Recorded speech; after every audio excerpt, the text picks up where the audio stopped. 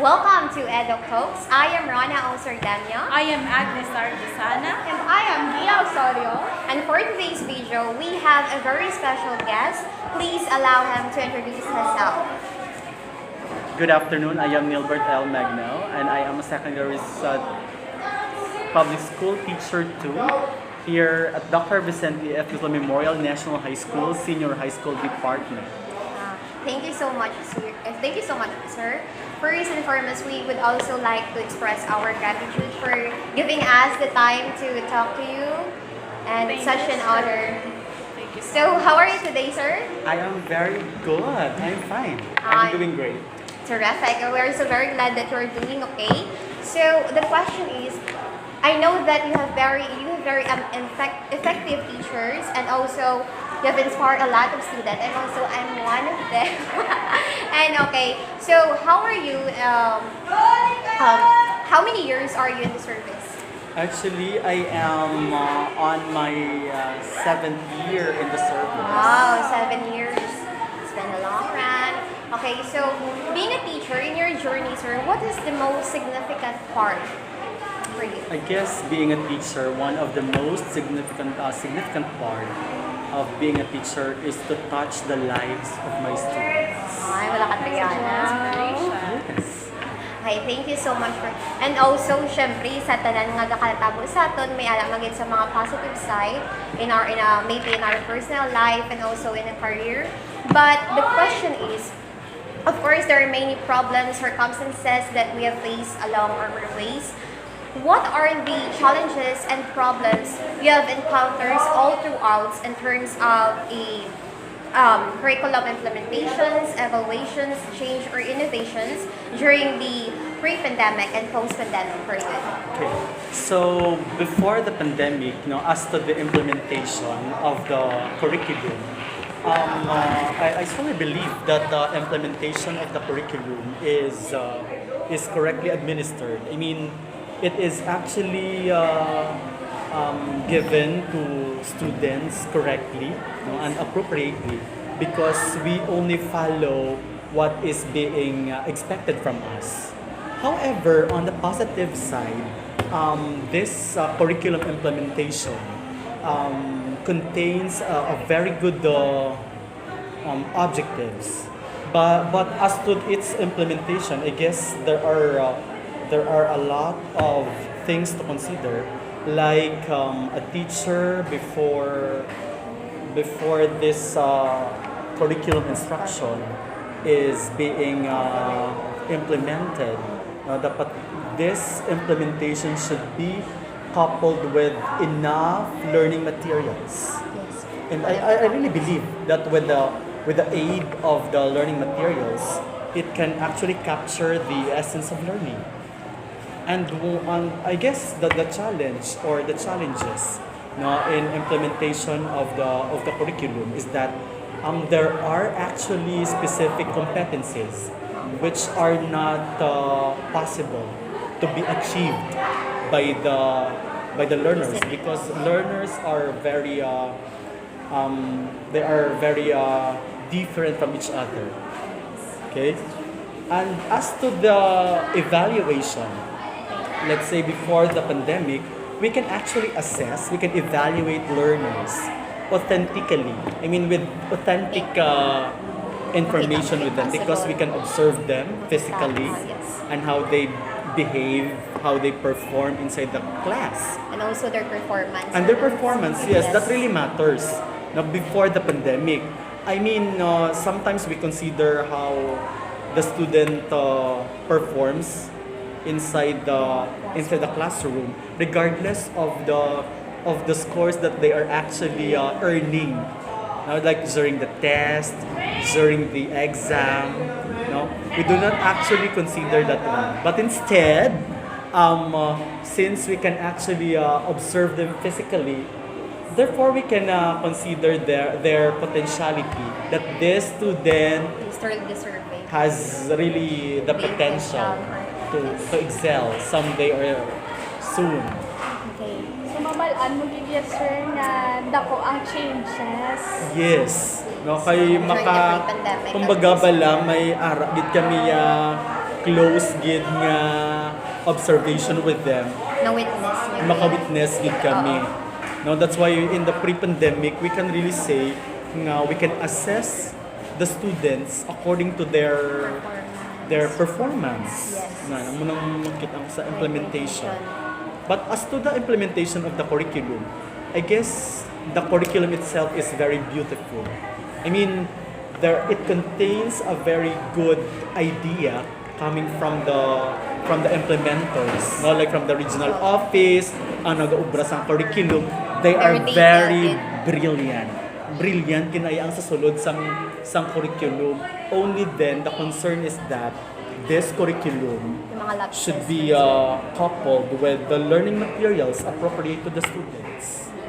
Kaya kisa ang need sa mga student, hindi magit ang availability pala, sir. Yes. Na hindi gid Availability of the learning materials. Exactly. Like for example, I'm handling English, no? Like English for academic and professional purposes. Let's say for example, if there would be one topic that the students need to master, like in the communication skills. So, kung gusto mo gid yang teacher ka nga manami gid sila ya with their speaking skills. Therefore, ang students as much as possible, they should be exposed with the communication laboratory. So here we don't have communication laboratory. So the least that we can do actually is to discuss with them the theories of what is communication. hindi nila ma-apply. Hindi nila ma-apply. Amo na, But- lain gid bala kung may exposure gid sila. Sir.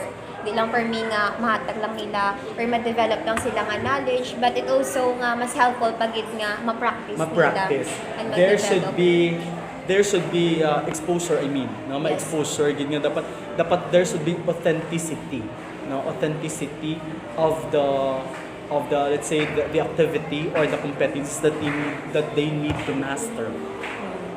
So dapat, I guess that's one of the best way to develop well the communication skills of the students. Thank you so much, sir. Jess, nga na-mention, sir, how you're able to address it. Okay. So, with the challenges, no, problems before and during pandemic, still, teachers are doing their best to resolve that particular problem. I mean, that problem was actually, or during the pandemic, was actually, or eventually resolved, no, through giving our best feedbacks with and follow-ups. We even follow-ups through our group chats. And even, we can, as much as possible, we need to meet using the social media or the online platforms, no? At least maka personally or maka-talk kami over the virtually, no, we can talk virtually and we can actually exchange ideas. And there are a lot of queries na halin man sa mga estudyante. Nga, sir, hindi kami kabalo sa amuni. Ang baka, sige, don't you worry. We will supplement. No? We will supplement topics or other learning materials for them to be enable for them to be more knowledgeable on the knowledge, no? which are or which is expected from them. During pandemic, one of the factors is ang learning materials kay sir is langit sa katama. Ano sir? Yun ang, ginakuha na lang itbalarang, wala na ginakuha na lang sa mga students, kadali-dali lang. Then, syempre, pasa na lang sa mga teachers. Actually, as the module, ang module actually is designed from the regional office. May answer si Master. May actually ang module may answer na siya. It is actually intended nga may answer sa because this module is subject for self-check. Pero ang iba, ginasunod na lang. Ay para ang estudyante, as they answer the module, they can right away check their answer. Pero So, tali ang purpose. For unlike sa amon, when they pass or when they submit their modules, we need to supplement other activity based on the module. Kaya ang module based on the MELCs, the most essential learning competencies. Meaning, hindi tanan nga topics are included from the module, ang ginkuha lang isang most essential learning competencies ng gina siya, which are expected from a student to master. Ang mulang gina naka-melt na siya, nakaaral siya sa melt ng ginatawag mo, naka-melt. Ang tanan ng modules are based on MELCs, or the most essential learning competencies. Sir, so as you said earlier, what are your suggestions that you could give to further improve the delivery of the curriculum? Okay. So for me to improve the delivery of the curriculum in today's new normal, so I guess teachers should contextualize, should design learning materials which are suited to relevant to the needs of the learners, because learners are have different learning styles. Therefore, these learning styles should be addressed by the teachers through making the learning materials, designing learning materials, or contextualizing learning materials. And one more thing to address the delivery of the curriculum is that teachers are required to innovate learning materials, and through this, teacher could be able to see which part of the learning delivery should be improved, and at the same time, kung diin niya pwede himuan innovation that can really help in the delivery of the learning. Learners, one of the factors. So, sir, embracing innovation in education, sir. So, what is the importance of the innovation to this to curriculum innovation to students or to you, sir, as a teacher?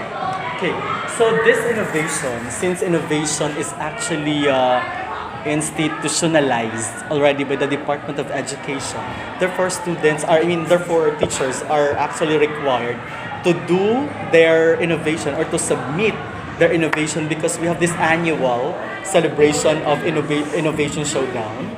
Yes, Innovation Showdown. So therefore, students, teachers, should innovate based on what they can observe inside the classroom.